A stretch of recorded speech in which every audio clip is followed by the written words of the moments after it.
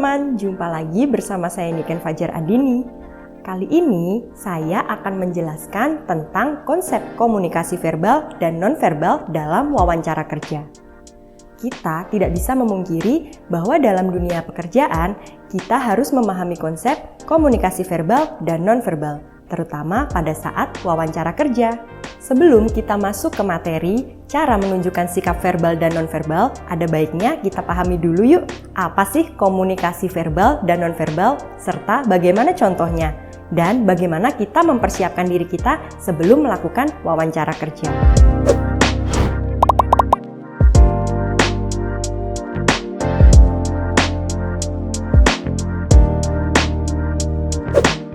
Komunikasi verbal adalah komunikasi yang menggunakan kata-kata baik secara lisan maupun tulisan. Komunikasi verbal banyak dipakai untuk hubungan antar manusia, untuk mengungkapkan perasaan, emosi, pemikiran, gagasan, fakta, data, maupun informasi. Bahkan komunikasi verbal juga bisa digunakan untuk saling berargumen dan bertukar pikiran antara satu sama lain. Jenis komunikasi verbal merupakan jenis komunikasi yang sering kita lakukan dimanapun, terutama di dalam dunia kerja. Logikanya, agar kita bisa menjalankan bisnis dengan sukses dan lancar, maka manajemen di dalam perusahaan kita harus menerapkan proses komunikasi yang baik antara atasan dengan karyawan. Ada beberapa fungsi komunikasi verbal, diantaranya adalah meminimalisir kesalahpahaman, meningkatkan produktivitas kerja dan moral kerja di dalam organisasi maupun di dalam perusahaan. Nah, berikut ini beberapa contoh komunikasi verbal dalam kehidupan sehari-hari, terutama di dalam dunia bisnis dan dunia kerja. Misalnya adalah rapat, presentasi bisnis, dan perbincangan antara satu karyawan dengan karyawan yang lainnya. Nah, itu tadi beberapa contoh komunikasi verbal dalam kehidupan sehari-hari dan dalam dunia kerja. Tentunya itu berbeda ya dengan komunikasi verbal ketika kita melakukan wawancara kerja. Pastinya berbeda dengan contoh di atas. Yuk kita simak contoh dan pengaplikasiannya. Menurut Riri Hapsari, seorang psikolog, dalam webinarnya mengatakan ada beberapa hal yang perlu diperhatikan dalam komunikasi verbal saat wawancara kerja. Yang pertama adalah perhatikan kata yang digunakan. Kata merupakan lambang terkecil dari bahasa. Saat melakukan wawancara kerja, pastikan Anda menggunakan kata-kata yang positif dan mengandung makna bahwa Anda selalu berpikir yang positif. Kata-kata yang Anda pilih akan menentukan dan mencerminkan kepribadian Anda dan pandangan Anda terhadap suatu hal. Sebagai contohnya, ketika ada pertanyaan dari pewawancara atau interviewer, sebagai berikut. Apabila ada pertanyaan, apakah Anda bisa mengoperasikan Adobe Photoshop? Jawabannya, ketika memang kita tidak bisa, jangan sampai ya kita bilang kalau kita itu bisa. Lalu, jawaban seperti apa yang harus kita sampaikan kepada pewawancara? Nah, sebaiknya gunakan jawaban seperti ini ya. Mohon maaf Bapak, Ibu, saya masih belum bisa mengoperasikan Adobe Photoshop, tapi saya mau belajar untuk kedepannya untuk bisa mengoperasikan Adobe Photoshop. Dari jawaban Anda yang seperti itu, maka pewawancara akan berpikir bahwa Anda adalah orang yang mau belajar dan tidak stuck pada posisi saat itu. Kata belum bisa itu artinya mengindikasikan bahwa Anda adalah orang yang jujur dan mempunyai kemauan untuk selalu belajar. Akan berbeda tanggapannya ketika Anda bilang tidak bisa. Interviewer akan menganggap Anda orang yang tidak mau berubah atau tidak mau berusaha. Yang kedua, sistematika cerita. Hal yang kedua ini juga tidak kalah penting teman-teman dengan hal yang pertama. Sistematika cerita artinya adalah penggolongan topik-topik yang akan disampaikan dan harus disampaikan secara runtun dan alur yang jelas. Misalnya nih, ada pertanyaan tentang ceritakan prestasi Anda selama berkuliah. Kemudian Anda bisa menceritakan prestasi yang terbaru yang Anda capai dan menceritakan prestasi apa, kapan, di mana, bagaimana Anda mencapainya, kelebihan apa, dan bagaimana teman-teman mengkorelasikan prestasi tersebut dengan pekerjaan yang teman-teman lamar. Contoh yang kurang sistematis seperti ini, ketika teman-teman ditanyai oleh pewawancara tentang prestasi apa yang sudah diraih ketika berkuliah, teman-teman menceritakan prestasi-prestasi yang sudah lama, seperti waktu di bangku SMP, di bangku SD. Nah, itu kan cukup tidak nyambung ya. Itu akan menimbulkan kesalahpahaman antara pewawancara dengan yang diwawancarai. Jadi, lebih hati-hati ya untuk memilih kata-kata maupun memilih jawaban ketika ditanya oleh interviewer. Karena hal ini dapat memberikan kesimpulan bahwa Anda kurang dapat berkomunikasi dan menyampaikan ide dengan baik sehingga akan menimbulkan kesalahpahaman. Hati-hati nih teman-teman, buat teman-teman yang kepengen ada di frontliner ataupun marketer, itu harus pandai loh berkomunikasi. Makanya komunikasi verbal juga harus diasah mulai dari saat ini. So, sering-seringlah berlatih berkomunikasi dengan orang lain ya. Jangan sungkan-sungkan untuk mengutarakan apa yang ingin kalian sampaikan di depan umum. Karena itu sangat berguna ketika kalian diwawancarai saat bekerja. 3. Pilihan kata dan kejelasan suara. Gunakan bahasa yang formal, bukan prokem atau bahasa gaul. Tampilkan hal-hal positif yang ada pada diri Anda yang pernah Anda raih dalam kehidupan Anda. Tunjukkan energi dan rasa percaya diri yang tinggi, namun jangan berkesan sombong ya teman-teman. Banyak yang gagal wawancara lantaran berkesan sombong atau sok tahu.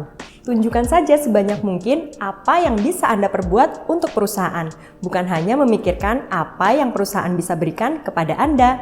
Itu adalah salah satu tips untuk lancar dalam berkomunikasi verbal. Jelaskan serinci mungkin hal-hal yang ditanyakan oleh pewawancara. Bicara dengan cukup jelas sehingga suara jelas terdengar oleh pewawancara dan gunakan intonasi yang jelas dan penekanan-penekanan pada kata atau kalimat tertentu yang memperkuat nilai jual Anda. Usahakan kita memberikan informasi sejelas-jelasnya mengenai apa yang ditanyakan oleh pewawancara. Jangan sampai kita bersikap pasif ya. Sebaiknya usahakan aktif memberikan informasi sejelas-jelasnya.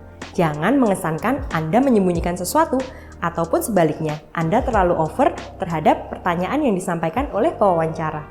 Jangan terlalu berlebihan dan menyampaikan hal-hal yang tidak relevan. Tetaplah tenang dan mengatakan yang sebenarnya. Usahakan jawaban Anda selalu mengindikasikan karakter Anda yang sebenarnya, jangan sampai ada yang ditutup-tutupi. Salah satu contoh pemilihan bahasa yang baik dan harus dipertimbangkan adalah penggunaan kata saya dibandingkan dengan kata aku. Yang keempat adalah kecepatan berbicara. Jadi teman-teman perlu diperhatikan intonasi berbicara atau menyampaikan jawaban dari pertanyaan interviewer itu sangat penting ya. Jangan terlalu cepat maupun jangan terlalu bertele-tele. Jadi teman-teman harus bisa mengatur ritme untuk menyampaikan jawaban tersebut agar interviewer juga bisa memahami apa yang ingin teman-teman sampaikan. Yang kelima, jika blank, jangan lupa ambil nafas. Nah, teman-teman, ketika kita menghadapi interview kerja, biasanya kita menghadapi pertanyaan-pertanyaan di luar dugaan kita. Teman-teman tentunya tidak boleh panik ya, dan tetap mengatur nafasnya supaya tidak blank. Misalnya nih, interviewer menanyai Anda, apakah Anda sudah punya pacar? Apakah Anda sudah punya suami?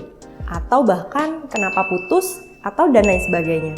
Nah, jangan panik ya teman-teman. Pertanyaan ini pasti dimaksudkan untuk membaca kepribadian Anda. Makanya teman-teman harus lebih bijak lagi untuk menjawabnya. Dan jangan sampai blank dan cengengesan tentunya. Biasanya juga pertanyaan seperti ini dimaksudkan untuk mengetahui Anda adalah seseorang yang mudah menceritakan kekurangan pasangan atau sebaliknya. Nah, jadi harus lebih bijak lagi ya teman-teman ketika mendapatkan pertanyaan yang demikian. Untuk mengatasinya adalah coba tarik nafas dalam-dalam dan pikirkan jawaban bijak apa yang akan teman-teman sampaikan kepada interviewer. Nah, teman-teman, itu tadi beberapa contoh komunikasi verbal yang dilakukan sebelum melakukan tes wawancara kerja. Selanjutnya, apa sih itu komunikasi nonverbal? Yuk kita simak bareng-bareng.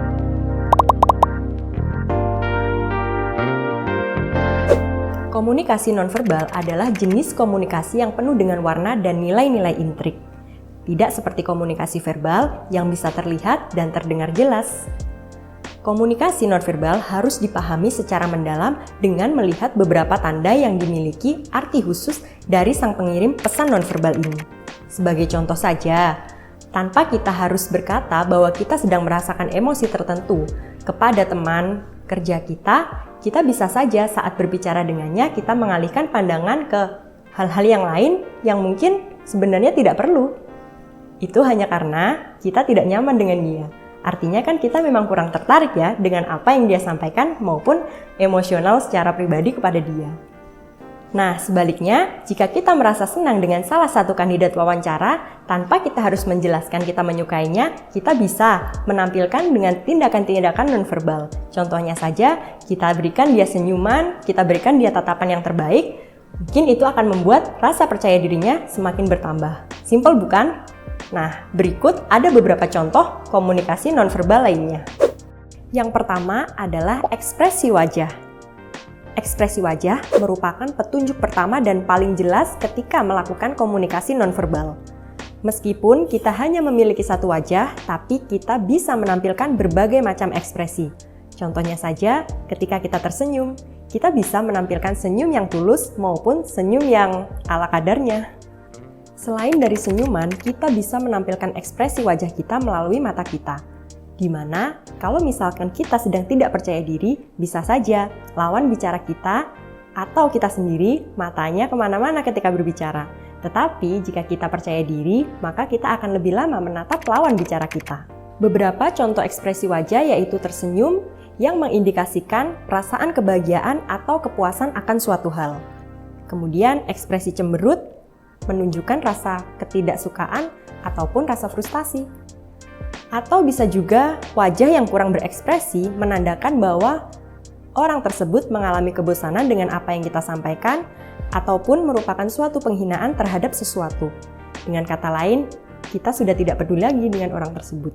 Yang kedua adalah kontak mata atau eye contact. Sebelumnya sudah saya singgung ya mengenai kontak mata ketika berbicara dengan seseorang. Nah, ketika kita berbicara dengan seseorang dengan tatapan mata yang tajam kepada orang yang kita ajak bicara, maka itu menandakan bahwa kita sedang percaya diri. Nah, ketika tatapan kita tidak terarah, itu artinya menandakan kalau kita sedang tidak percaya diri. Seorang pewawancara yang berpengalaman akan merasakan sebagian karakter yang diwawancarai dari sinar matanya. Tidak perlu dengan memelototi, melainkan tataplah secara wajar kepada pewawancara. Intinya bahwa melalui tatapan Anda selama wawancara haruslah menandakan 1. Apakah Anda merasa cukup percaya diri? 2. Apakah Anda berpikir positif terhadap proses komunikasi dalam wawancara tersebut? Dan 3. Apakah Anda jujur dengan isi komunikasi tersebut? Dan 4. Apakah Anda tampil jujur sesuai dengan kepribadian Anda yang sebenarnya? Tidak dibuat-buat. Yang ketiga adalah gerakan tubuh dan cara berpakaian. Ekspresi wajah dapat menggambarkan suasana hati kita. Namun, seluruh anggota tubuh dapat menjadi barometer bagi komunikasi nonverbal. Sebagai contoh, ketika seseorang menyilangkan tangan, disadari atau tidak, mereka telah mengatakan, "Saya tidak setuju dengan ide-ide yang Anda keluarkan." Bagaimana jika seseorang mengutak-ngatik pena atau objek lain yang ada di depan mereka? Ini bisa menjadi tanda bahwa orang tersebut merasa bosan dengan apa yang Anda sampaikan. Beberapa perusahaan memiliki peraturan atau kebiasaan berpakaian secara formal, tetapi ada juga yang semi-formal ataupun bebas. Hal ini penting agar Anda tidak terlihat menjadi orang yang berbeda dan yang tidak bisa beradaptasi dengan lingkungan kerja. Bagi pelamar pria, disarankan menggunakan kemeja lengan panjang, berdasi, tidak perlu menggunakan jas, dan juga berpenampilan rapi dan bersih. Tidak kusut ya pastinya. Hal ini memberikan kesan bahwa menghargai wawancara tersebut dan perusahaan pasti akan lebih suka dengan penampilan-penampilan yang menarik. Kemudian, jika pelamar wanita tidak menggunakan rok terlalu ketat maupun baju yang tidak sopan, sehingga penampilan menjadi salah satu indikator penilaian bagi pewawancara untuk merekrut Anda. Dan yang keempat adalah nada suara atau intonasi dan rasa percaya diri. Jika volume atau nada suara seseorang meningkat dan mereka berbicara dengan cepat, ini menandakan bahwa mereka dalam keadaan yang bersemangat atau sedang nervous. Sebaliknya, jika seseorang berbicara dengan nada tenang dan santai, maka ini menandakan bahwa mereka menyampaikan pesan dengan nyaman, tanpa rasa takut, khawatir, dan tanpa memasukkan alasan-alasan tertentu. Intonasi bicara yang digunakan oleh seorang komunikator mampu mempengaruhi arti pesan melalui nada suara yang dikirimkan. Emosi sangat berperan dalam nada suara ini. Sehingga gunakan intonasi yang sangat jelas, karena kejelasan intonasi pun juga akan mempengaruhi arti dari kata atau kalimat yang disampaikan ya teman-teman. Intonasi akan memperlihatkan apakah seseorang sedang dalam keadaan percaya diri atau tidak. Tidak perlu dengan cara mengatur suara seperti seorang pemain film, tetapi cukuplah bahwa Anda menggunakan intonasi yang menarik, minat lawan bicara untuk terus berkomunikasi. Usahakan tidak memberi nada agresif atau nada menutup diri. Gunakan intonasi yang mewakili dengan isi pesan Anda. Volume, warna, dan irama memang harus diatur dengan baik. Tetapi, bukan harus menjadi orang yang tampil bukan sebagai dirinya sendiri. Dan yang kelima adalah posisi tangan. Perhatikan posisi tangan teman-teman saat melakukan sesi wawancara ya. Bisa dengan meletakkannya di atas paha atau menggunakan gerakan tangan sedikit seperti bercerita. Jangan sampai menunjukkan sikap-sikap arogan dengan gerakan tangan kita ya, seperti contohnya melipat tangan seperti ini. Karena sikap menyilangkan tangan merupakan salah satu indikasi sikap yang sombong atau angkuh. Nah, itulah beberapa contoh dari komunikasi verbal dan nonverbal ya teman-teman. Dan sama juga nih bagi teman-teman yang mau menghadapi tes wawancara kerja, jangan lupa untuk selalu memperhatikan apa yang sudah disampaikan sebelumnya. Tetap semangat ya teman-teman. See you!